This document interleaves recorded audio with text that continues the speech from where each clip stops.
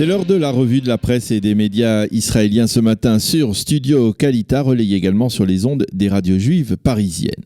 La manchette de la plupart des quotidiens israéliens de ce vendredi matin est politique. Elle se rapporte à l'annonce faite hier soir de la fusion entre le parti Gesher d'Orly Lévi Abekassis et le parti travailliste d'Amir Peretz. Une annonce importante parce que selon pas mal de commentateurs politiques israéliens, elle pourrait sonner le glas de l'union de la gauche entre le parti travailliste et le parti Meretz. Peretz et Lévi Abekassis sont ensemble, titre ce matin le Yediot Aharonot, qui explique qu'il s'agit là d'une démarche entre guillemets socialiste. Orly Lévi Abekassis ayant, on le sait, un ordre du jour très social, tout comme d'ailleurs Amir Peretz qui fut, rappelons-le, dans un lointain passé, le patron de la Histadrut, le puissant syndicat israélien. Le Haaretz explique pourquoi cette union de la gauche entre les travaillistes et Meretz est désormais impossible. Tout simplement, écrit-il, parce qu'Amir Peretz refuse de s'engager à ne pas rejoindre au lendemain des élections un gouvernement qui pourrait être formé par Binyamin Netanyahou. Le Israël Hayom lui mentionne en tout petit cette information et Yehuda Schlesinger, son correspondant politique, la commente ce matin. Cette union, écrit-il, entre Peretz et Lévi Abekassis, c'est une union qui en fait provoque une profonde division à gauche. Schlesinger écrit que cet accord nous permet de savoir à quoi ressemblera le bloc de gauche, les travaillistes d'une part avec Orly Lévi, et de l'autre, l'une des deux formations, soit le parti Meretz, soit le parti Israël démocratique de Barak, mais apparemment, selon lui, pas les deux ne pourraient pas passer ensemble le seuil d'éligibilité. Le Maariv, lui, se fait l'écho d'un sondage de la radio 103 FM, la radio israélienne, qui révèle que l'union des partis de gauche ne rajoute pas de mandat à ce bloc. Le journal souligne également qu'une union de Meretz et du parti travailliste aurait surtout porté atteinte à Bleu-Blanc. Dans ce sondage, le bloc de droite religieux obtiendrait 57 mandats contre 54 pour le bloc de centre-gauche et des partis arabes, avec au milieu, une fois de plus, les 8 députés du parti d'Avigdor Lieberman. Shmuel Rosner écrit ce matin dans le Maariv, alors que Barak fait le jeu de Netanyahou, Lieberman continue à le défier à droite. Mais le Yediot Aharonot partage en fait sa manchette ce matin en deux, parce qu'il se préoccupe également de ce qui se passe à droite du Likoud et se demande en titre qui sera le leader du bloc de la droite nationaliste et religieuse, le Rav Rafi Peretz ou bien Ayelet Shaked. Le Yediot Aharonot explique que pour l'instant les tractations en vue de la formation de ce bloc unifié de la droite sioniste et religieuse sont dans l'impasse, en dépit du fait que les sondages prouvent qu'en mettant Shaked à sa tête, ce bloc peut obtenir bien plus de mandats qu'en y plaçant le Rav Peretz. Ce dernier refuse toujours de renoncer à la tête de liste. D'ailleurs, à propos de sondage, le Makor Rishon, proche de la droite israélienne, en publie un qui révèle plusieurs tendances. Le Likoud continue à devancer Bleu-Blanc de 2 ou 3 mandats, 32 à 29 dans le cas précis, mais les 8 députés de Lieberman continuent à empêcher Binyamin Netanyahou de former un gouvernement de droite majoritaire. Le judaïsme de la Torah obtiendrait, selon ce sondage, 8, le parti Chasse 7, la nouvelle droite de Bennett 5, et le foyer juif, 4 députés seulement. À gauche, le parti de Barak obtiendrait 5 mandats, 6 pour les travaillistes, 5 pour Meretz et 11 pour les partis arabes. Mais si toutes les formations à droite du Likoud s'unissent et placent Shaked à leur tête, cette union obtiendrait 12 mandats contre 7 seulement si c'était le Rav Peretz qui serait et devait être à la tête. Et puis justement ce matin l'hebdomadaire Besheva, qui est prisé dans les implantations juives de Judée-Samarie, commente la semaine politique qui se termine et explique que cette semaine a été très difficile pour le Rav Rafi Peretz, leader du foyer juif. Même au sein de ce parti, on commence à envisager sérieusement le fait que le Rav Peretz ne soit pas à la tête de liste de cette union de la droite, et certains même lui suggèrent de quitter purement et simplement la vie politique et de retourner à l'enseignement.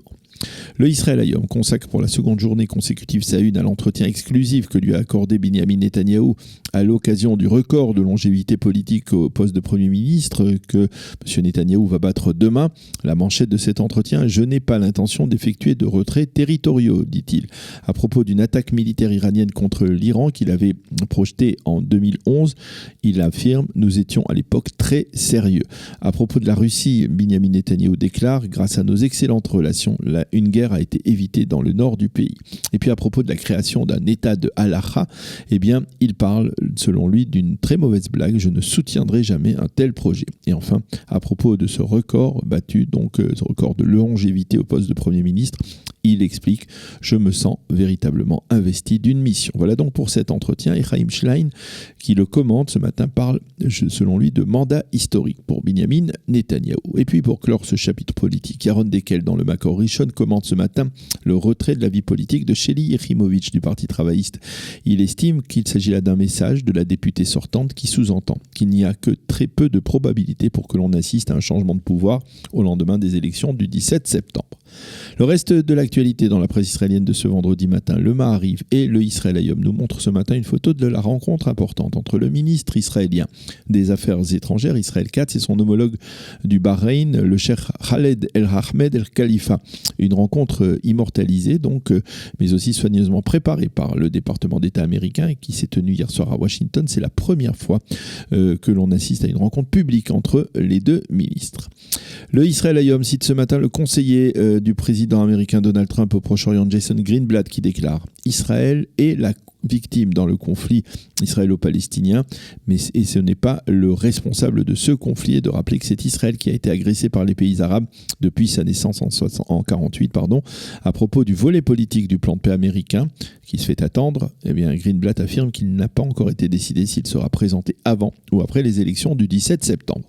Le Haaretz lui explique que le Conseil à la sécurité national, eh bien c'est lui qui devrait conseiller à Binyamin Netanyahou si oui ou non il peut autoriser l'entrée en Israël de 2 membres du Congrès américain démocrate, des membres qui sont connus pour leur positionnement très anti-israélien. Il s'agit d'Ilhan Omar et de Rashida Tlaib, qui sont donc de nationalité américaine et donc hostiles à l'État d'Israël. Le Yediot Ahronoth, lui, se fait l'écho de ce matin en une et en page intérieure, d'une lettre rédigée par des officiers originaires de la communauté éthiopienne en Israël, qui demande au chef d'état-major de Tzahal, le général Aviv Kochavi, de s'occuper des problèmes de racisme qui existent également, selon eux, au sein de l'armée israélienne.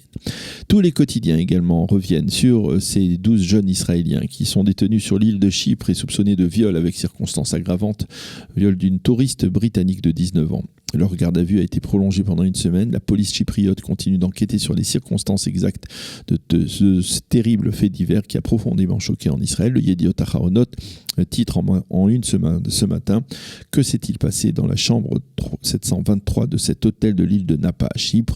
Et il révèle que la touriste aurait pleuré, aurait demandé à l'un des Israéliens qu'il cesse, mais au lieu de cela, celui-ci a fait venir ses copains dans la même chambre. Eh bien, nous terminerons cette revue de la presse et des médias israéliens de ce matin par un titre en sport, en basketball. La sélection junior, under 20 ans, ceux qui ont moins de 20 ans d'Israël, a réussi à se qualifier pour la demi-finale du championnat d'Europe, après avoir battu hier soir de la Lituanie, qui est pourtant une équipe très forte, 94-78. Demain, Shabbat, la sélection israélienne rencontrera en demi-finale les Bleuets, l'équipe de France de basketball. Voilà donc pour ce survol de la presse israélienne et des médias de ce vendredi matin. Nous allons marquer une pause avant de poursuivre notre programme.